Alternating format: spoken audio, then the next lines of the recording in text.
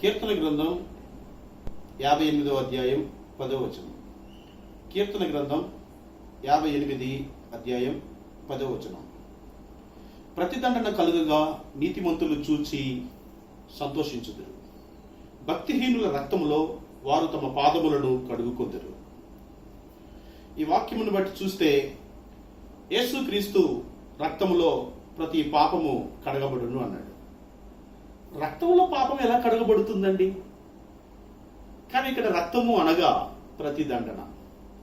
ఆయన రక్తాన్ని చిందించడము అనగా, ఆయన రక్తములో కడగబడము అనగా, ఆయన ప్రతిదండన పొందినప్పుడు నీతిమంతుడైన నా సేవకుడు జనుల దోషములను భరించి తనకున్న అనుభవ జ్ఞానము చేత అనేకులను నిర్దోషులుగా చేయును.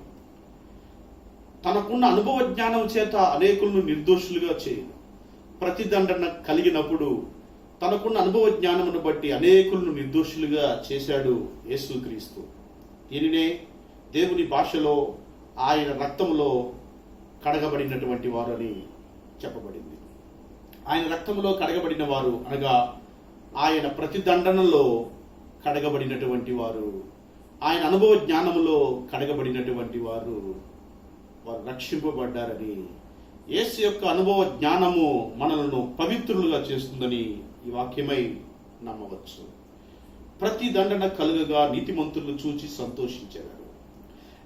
నీతిమంతులు చూచి సంతోషించేదారంటే ప్రతిదండన ఎవరికి కలిగింది? భక్తిహీనులకు కలిగింది. భక్తిహీనులకు ప్రతిదండన కలుగుతూ ఉన్నది. ప్రతిదండన కలగాలంటే భక్తిహీనతకే. ఆమేన్.